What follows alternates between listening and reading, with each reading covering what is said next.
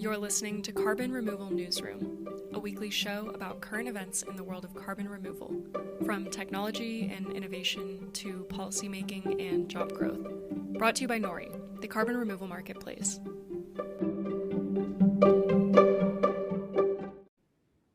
Hello, everybody, and welcome to the February 10th, 2022 episode of Carbon Removal Newsroom. Today, we'll be focusing on policy, and as such, we have Toby Bryce, who works on CDR policy advocacy with the OpenAir Collective. Toby, so nice to have you on the show. Thank you very much. It's a pleasure to be here. Yeah, I'm a big fan of all your OpenAir Collective YouTube shows. I regularly watch those, so thanks for bringing those. And then, as always, we have Chris Barnard, Policy Director at the American Conservation Coalition. Hi, Chris. Hello, how are you? I'm doing well, thank you. And finally, myself, Radhika Mulgafkar, Head of Supply and Methodology at Nori. So today we are going to be focusing on the OpenAir Collective's new legislation that they have brought forth in New York, which is called the Carbon Dioxide Removal Leadership Act.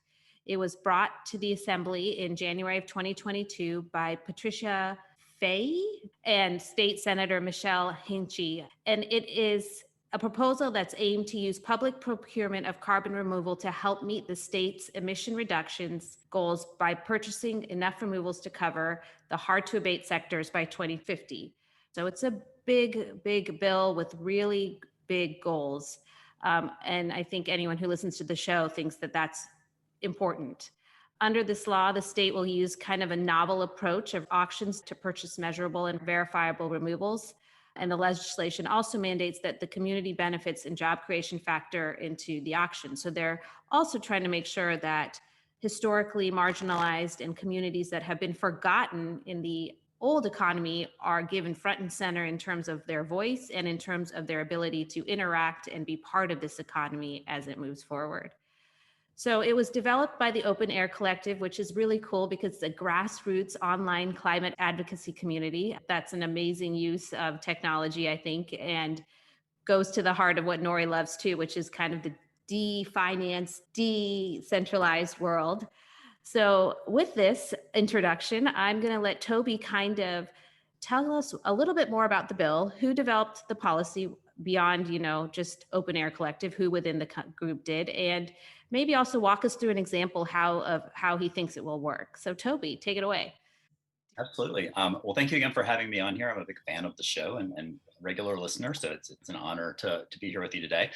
Just first of all, OpenAir. So we are an open source, all volunteer climate advocacy collective or group, and we're really focused on the advancement of carbon removal. And we have a team that works on, that you've had on the show, I think, or on one of the Nori shows, that works on open source direct air capture machines. There are a couple projects, Violet and Cyan. So that's really cool. There's an R&D component. And then I kind of work on the policy side. And so we are basically an open source policy development and advocacy group on that part of the house. And like when I moved to New York a long time ago, I had a friend who worked at a hedge fund, and part of his job was to write federal legislation that he hand delivered to a senator who will remain nameless. And it became law. And so corporations have been writing legislation probably forever. And so I think it's really time for citizens to start doing it. And I think that's one of the really cool things about OpenAir. I think you referenced, but we developed and got one policy passed last year in New York called the Low Embodied Concrete Leadership Act, which is basically a state procurement incentive to buy low carbon concrete. And that bill is actually pending also in some other states, in New Jersey and Virginia. We've got versions of it kind of on track in a couple other places. So our idea is be a policy lab, originate a policy, get it passed somewhere, and then get it passed in other places. And so for this policy, the Carbon Dioxide Removal Leadership Act, we, once the LECLA got passed last June, we started working on this in early 2001. And by working on it, I mean, we thought of the idea okay, we're not going to get to gigaton scale if the public sector does not start funding carbon removal. So let's figure out a way to do that. And we started basically just talking to people, and we interviewed, I would say, upwards of 50 to 60 experts in academia, like some boldface names in CDR. We talked to a lot of researchers in New York who are working on specific CDR pathways at New York universities like Cornell, Columbia, Stony Brook University, like the SUNY, the State University of New York, has a great system that's doing all sorts of really cool research. So we talked to people, we learned, we talked to folks in the advocacy community, we talked to carbon removal entrepreneurs. And eventually formed kind of a thesis of what we wanted to do. And then with one of our all-star members, who is a lawyer, Jamie Rogers, he drafted a bill over the summer of 21 and had a legislative draft by fall. And we started showing it to legislators, senators, and assembly members to find someone who got excited about it and wanted to lead the, bring it, introduce it into the legislature. And Patricia Fahey, she's a very powerful assembly member from Albany. She really she was fascinated by the idea. And so she agreed to take it on and introduced it at COP26. And it's in the legislature in New York. The legislative session runs from January until June. And there's a lot going on. So it's like, there's a lot of noise, or not noise, but like a lot of competing bills and ideas that we have to, compete with for mind share. But she's been a great supporter for this bill. And then very recently, Senator Henchy, who is her father was a legend in New York state politics, and she is a recently elected senator from the Hudson Valley. She's our sponsor in the Senate. So that's kind of how it came to be. So, our idea, we're trying to formalize this a little bit more into a policy development process, but this is kind of our second one. So we're learning as we go along. Cool. So can you describe how the CDRLA will work if it's passed? What would the government's role be, and how would it interact with the private sector? Well, first of all, I would say you did a fantastic job of describing it in your preamble. So basically New York, CDRLA is a policy framework to get the public sector to start buying durable carbon removal. And so the policy framework has to be adapted, and we'll talk about this, I think, a little bit later, but it has to adapt to the specific jurisdiction where it's being applied. So New York has a landmark net zero policy called the CLCPA, the Climate Leadership and Community Protection Act, which passed in 1990. And it mandates New York get to net zero by 2050. And as you referenced, 85% of the net zero needs to be achieved by emissions reduction. So it bears repeating, emissions reduction must come first.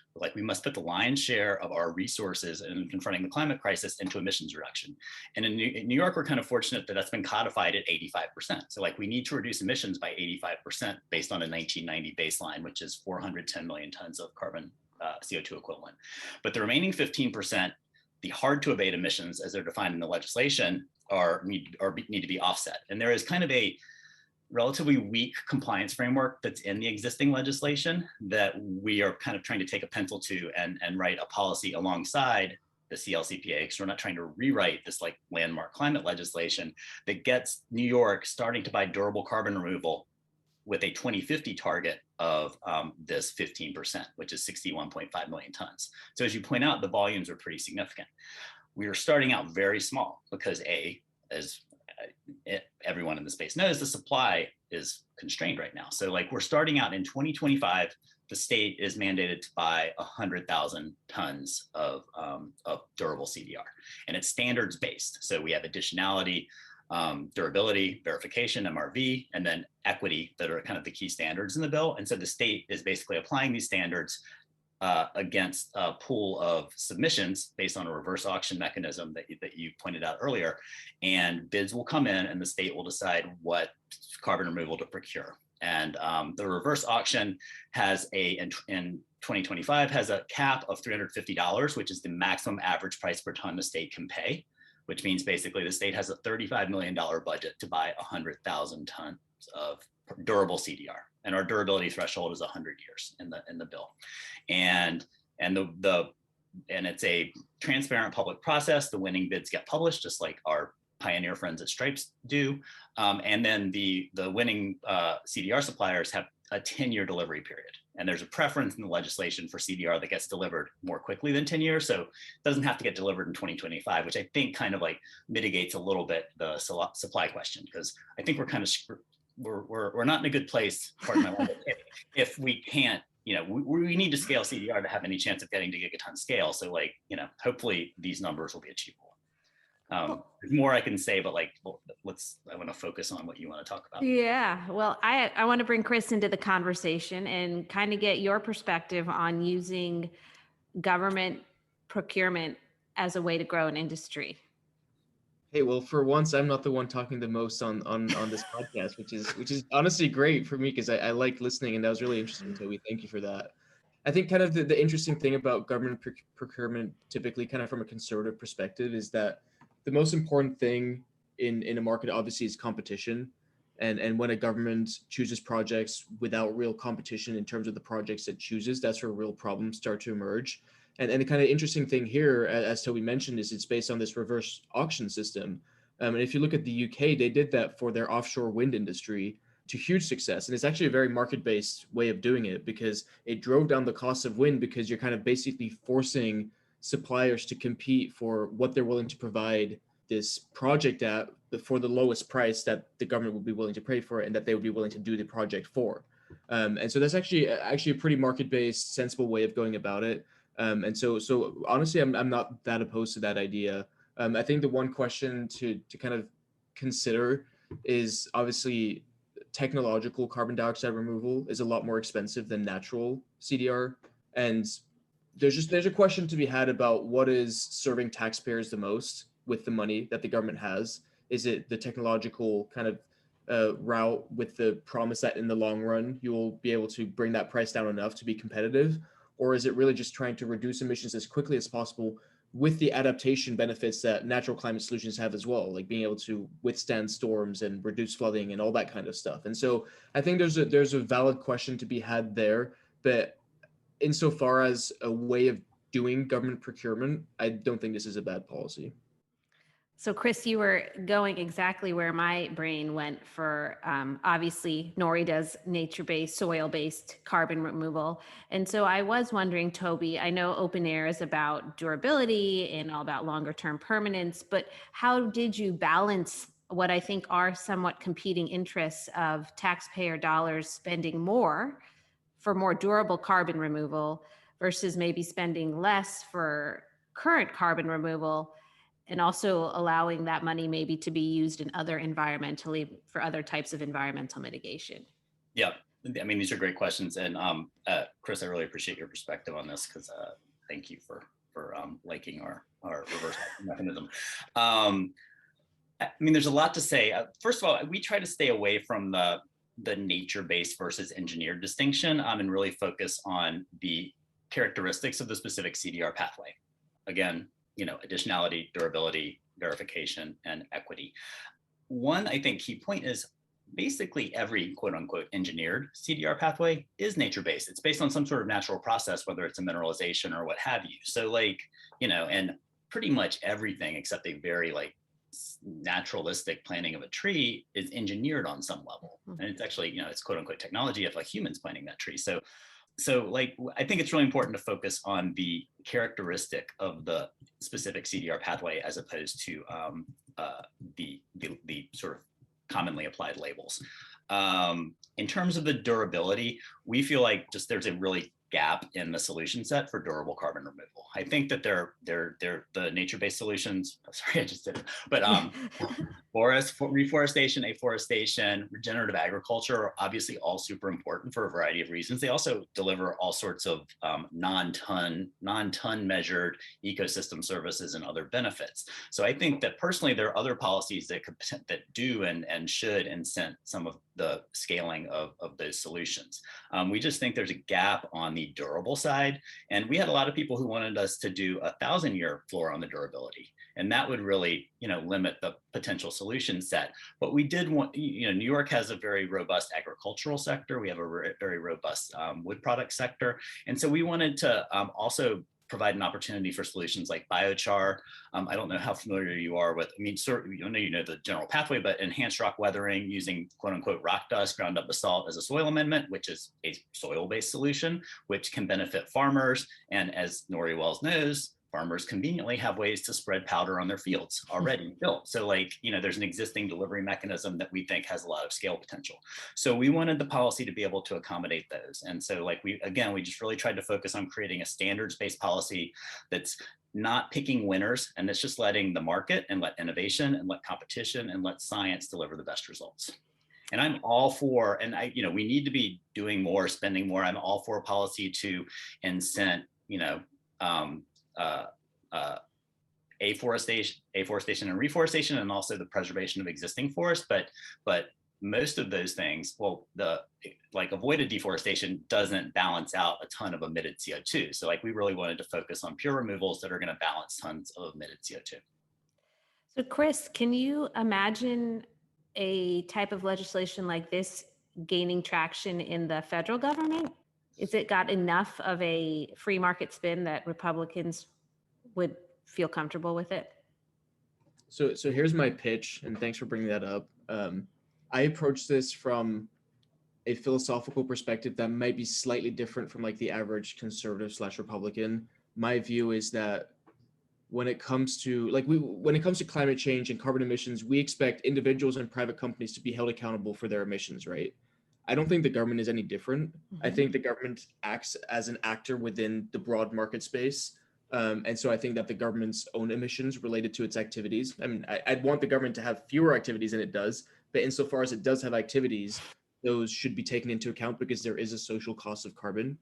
And so I do think it makes sense for the government to actively compete within the carbon market, we'll use that term, to most cost effectively offset the emissions that it produces insofar as it can reduce them by actually like procuring energy from clean energy projects or whatever it might be. And so for example, with the Growing Climate Solutions Act, which we've talked about on this podcast, I think establishing a carbon market like that with the standards and all that, and the government being a part of the carbon market in terms of a buyer, would actually provide huge impetus for these types of markets around the country. And so presumably the GCSA will be passing this year. And I'd love to see some kind of follow-up where the government actually starts to buy those kinds of offsets itself, and helping incentivize it that way, which I think would be really, really good, broadly speaking, for this space. Do you see a place where you can make a convincing argument that spending $350 a ton by the federal government is a good thing in the carbon removal space? I mean, I know your personal belief system, but I would imagine people in northern New York State, potentially for the population up there, potentially populations in the South, it's a hard pill to swallow, like that we're doing carbon because they don't necessarily fully buy into climate change and that stuff. So how do you make the argument to people like that? Yeah, I think it is obviously on the expensive side, especially compared to specific natural solutions. And so I think it'd be hard to justify from that perspective, if it's kind of a blanket offset all emissions. If it's like a specific program intended to like enhance innovation and you tie it with potential like innovation, R&D and what that kind of stuff, then you might like have a good case for it. But I think in general, it'd be kind of economic suicide for the federal government to offset all of its emissions at $350 a ton. And that's where kind of participating in a carbon market like GCSA would create, and like paying for things like tree planting and soil-based sequestration, I think would be obviously more financially effective. Yeah, Toby, so sort of the same question for you. I know you said you're before a committee today and within the New York State Assembly, and I'm assuming there were some maybe doubters of maybe not doubters of carbon removal, but maybe doubters of climate change on that panel. So what is your argument to them if they, or do they make this argument to you that we don't want to spend this much money, Yeah. So there were no doubters of climate change, thankfully, that we were talking to. One point on the federal, there are a couple of bills pending that they're not published yet, and I'm not maybe at liberty to say who the legislators are who are going to be introducing them, but there are a couple of federal CDR procurement bills out there that are, I think, that will see the world soon. And one of them is based on scaling up to balance federal government emissions as they are measured. And one thing about cost, all of these bills, the New York bill, we're starting at can't do this math in my head, but like 100,000 over 61.5 million were, whatever that is, 0.1% ish of the overall 2050 target. So we're starting very small, and the price tag in 2025 is $35 million, which to you and to us chickens is a lot of money, but like to a state like New York that has a budget of a couple $100 billion, it's actually not that much money. And so I think there is a climate necessity to do this. Like, one question that a state legislator in New York might reasonably have is, why should New York do this? And I do think there's there is an ethic of the state should do its share. I mean, this is a waste management issue, and we should all be cleaning up this trash that we've been putting in the sky for over 100 years as via a negative externality of the sort of legacy fossil economy. But there are also a lot of other industrial development and jobs benefits. The CDRLA is not an innovation or a research and development policy. There's quite, we can always use more, but there's quite a bit of money out there for research and development and innovation. This is a policy to help markets scale, and markets need help scaling at an early stage, particularly a market like this where all the buyers are volunteers, because we do not have an effective compliance market yet. We do not have a price on carbon. And so the purpose of the legislation is to scale the markets and invest a little bit now so that we can get down the cost curve. I mean, I'm sure all of you are familiar with all the different research out there. There's a great paper by Habib Zarabadi and Klaus Lochner out of Arizona State University about buying down the cost of direct air capture. And with an aggregate spend of like $250 million is what they estimate would take to like get this single CDR pathway to sort of that $100 level. And the Earthshots that the DOE is doing for carbon removal, again, at $100. I mean, these things all together, I think, are going to help get us there. But, they say the states are the laboratories of democracy. We're also the laboratories for this kind of policy. And so I think it's really important to be innovating at a state level on this kind of policy. But the policy can both scale across states, but also can be a model for adoption at larger federal scales. So one kind of twist on the question of cost is, what if 350 isn't enough, right? I mean, we're seeing like the Stripes, the Shopifys, the Microsofts paying a lot more for probably similar supply as what New York would want. Quality, durable. Yep. I won't use nature, but I don't know what the right solution, what the right word is, but what we're talking about, deep sea, that kind of stuff. So what happens if New York can't compete at this price? What's the alternative? Yeah. Well, there's a mechanism in the legislation for the money to roll over if you can't make enough qualified purchases year on year. So they just won't spend the money. I believe, and I won't be able to prove this to you on this podcast, but I believe that with a 10-year delivery period in 2025, with an average maximum of $350, that the procurement will be achievable. I also think it's likely that the bill is going to shrink in its monetary size through the legislative process based on feedback that we've gotten. The 100,000 starting point, and we're doubling year on year for the first 5-year authorization of the bill. That's like our opening bid, and we're getting feedback, and we're going to have a revision of the bill probably in early March, and we can definitely scale it back. To me, the most important thing is to pass something that gets the public sector buying, funding, however you want to phrase it, durable carbon removal as part of climate policy. In New York's case, as part of a net zero climate policy. And again, that 350 is an average. So if you do buy, the government in New York, it will be the Department of Environmental Conservation, can buy some more expensive pathways, but they have to be balanced out with some lower cost pathways. So like biochar, there's tons of biochar innovation happening in New York. And biochar is like, not 350, maybe it's 100. And maybe, there is a durability question of biochar depending on how biochar is a soil amendment. There's some questions about whether it would meet the 100-year durability threshold, but there are other things you can do with biochar that would. So like, you're basically just going to have to balance, and there's nothing in the bill that says a forestry project couldn't win a bid. It just has to demonstrate to the department's satisfaction that it offers 100-year durability.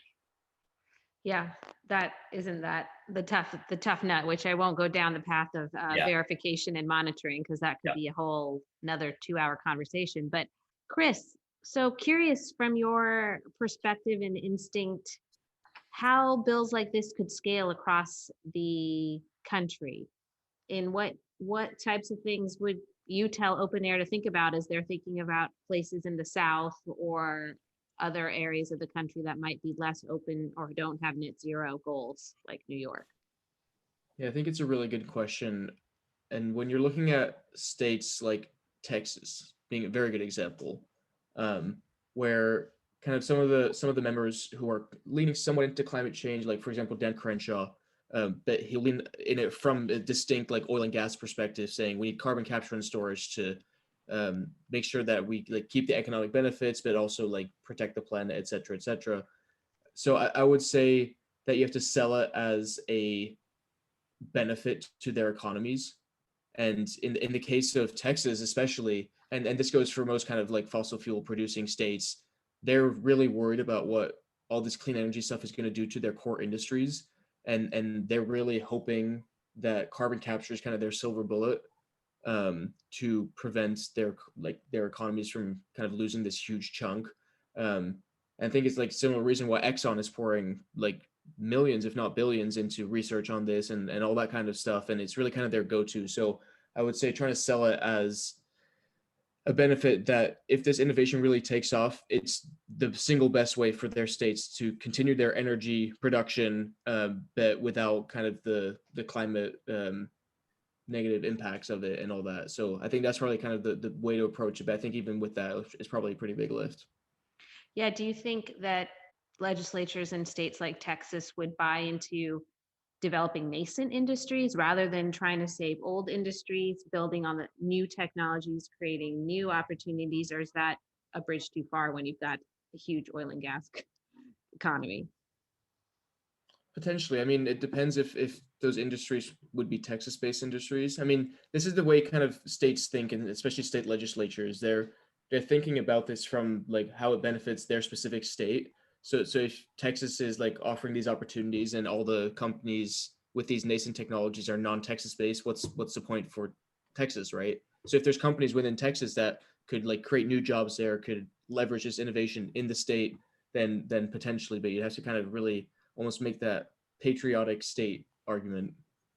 And then Toby, I think that's what you guys are trying to do, right? You're trying to really hook into the, at least in this bill, the New York Yeah. infrastructure around CDR. And absolutely. And we're going to try Texas too, actually. Texas is about to release a group at University of Texas. You guys are probably familiar with the California Getting to Neutral report that was produced out of Lawrence Livermore National Lab a few years ago, which was basically assessing all of the scale potential CDR pathways in California to get them to a notional 125 million ton annual removal goal. And Texas is producing a report like that. And Texas has some unique things going on. I mean, they're trying to win these DAC hubs. They're trying to, a lot of the incumbent oil and gas, fossil gas companies, fossil carbon companies are buying up leases in the Gulf to sequester CO2. And so like there's a lot of opportunity there. So Texas has a big Houston is a huge center for, obviously the incumbent or legacy fossil economy, but also the new green economy. I mean, Greentown Labs open there. There are a lot of cool startups in Houston. So like there is this industrial development opportunity, and Chris is exactly, I think, aligned with the way we think about it. And that's what you have to hook into in a state like Texas, where we haven't started, but in Arizona, we have obviously a reddish/purple state, but definitely red at the state level. You'd think not great prospect, but Arizona State University is there, and one of the most famous direct air capture inventors in the world, Klaus Lackner, is at Arizona State University. They have a very robust center for negative carbon emissions there that's doing all sorts of great research. And I'm not sure if it's a local legislator there, but there is a Republican legislator there who thinks this technology is super cool. So like we're leaning into that piece of it, and it would be more of an innovation and like an industrial development policy purely in Arizona, with less highlighting of the climate benefit that you might do in a net zero state. But I think the larger point is that we are intending it as an adaptable policy framework. And we really think that a successful policy has to reflect both the legislative context of each state, but also the political context, the social context, and also to a certain extent, sort of the scientific geological context, like what CDR pathways make sense. So maybe a policy, and we were working in the Pacific Northwest, and a policy in the Pacific Northwest needs to figure out how to leverage and benefit the forestry industry, for example. So like, I think you just really need to like go state by state and think about what's going to be important for that state. The other thing is you need people. So like our group, we're trying to like, there's tons of work to be done. And I would say also it's pretty fun. It's like super interesting. You learn a lot every day. And we're just trying to get citizen advocate groups in as many states as possible who are interested in kind of like pioneering this idea and seeing what they can do with it in each state. Cool. So as we have been talking about, a lot in the show generally, carbon removal is taking off.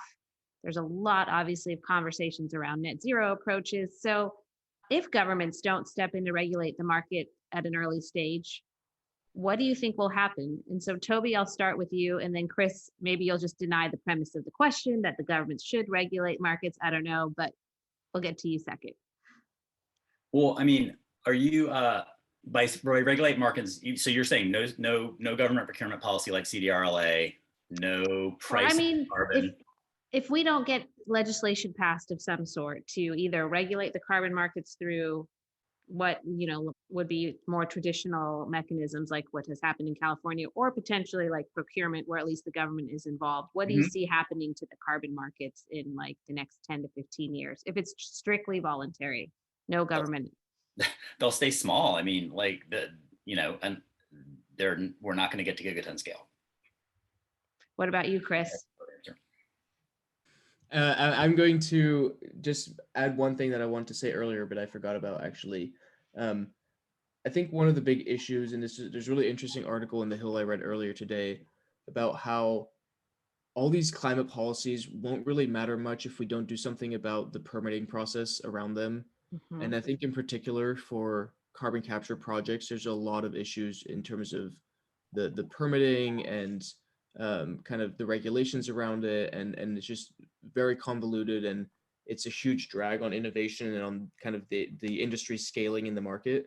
And so I would say there's very much kind of like a market-based answer there, saying like, well, there's a lot of things the government's already throwing in the way of these projects. And like one stat was that 42% of energy projects currently backlogged under the National Environmental Policy Act are clean energy projects, and only 15% are fossil fuels.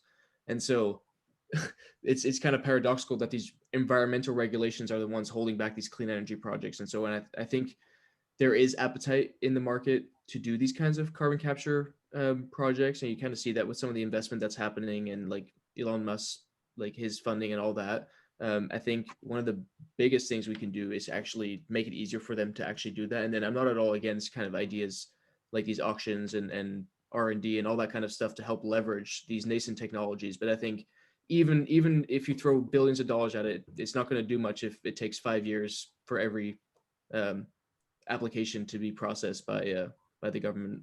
And I think that's definitely an area of potential bipartisan agreement. And in fact, the Bipartisan Policy Center, they are working on this. And like John Fishman from there just like wrote a great piece about this recently. And it really is something that's holding back not just carbon removal, but deployable renewables, and particularly transmission. I mean, and a lot of times it's the left that's doing the NIMBYism that is keeping some of these projects from going. So like, there's plenty of blame to go around on that front. It's the unsexy part of being an environmental advocate, right? Like the permitting, the going to the government, asking permission. Nobody really wants to talk about it because really it makes people fall asleep. So it's not, your constituents aren't out there going, yes, please make this easier. But anyway, with that, because I think it's kind of nice to end on a note of agreement, not that there was too much debate today, but still, I think we all agree that the permitting process is a place where anybody and everybody could focus. Chris, can you give us a little good news before we end the show? Well, with me, everything always somehow comes back to nuclear energy. So, or Texas, or the Texas grid. Or Texas, yeah. I'll give you two different pieces of good news related to the topic. The first one is that West Virginia officially repealed its ban on nuclear energy projects. So I think that'll be really interesting to see how the state can attract potentially some advanced nuclear reactors to retrofit on their coal plants that might be closing. So that I think that's a really interesting one. And then a second bit of good news, which is also personal, is Colorado. There's a bill in Colorado that's being introduced to have the state enact a study on the potential of small modular reactors in the state. And Colorado has no nuclear right now, so they could open the possibility of having nuclear. And I'm actually testifying in favor of it at the Colorado Senate next week. So that's another piece of good news. Cool. West Coast swing for Chris. Yep. So, all right. Well, thank you both for joining me today, Toby. It was great to have you. And anybody who's listening, I can't imagine you haven't heard of it, but he's at OpenAir Collective. He was just talking about how they could use lots more citizens to help them pass some of these bills. So if you have any interest, go to their website and I'm sure you can find out more. With that, have a wonderful weekend. And thank you both for being here today. Take care.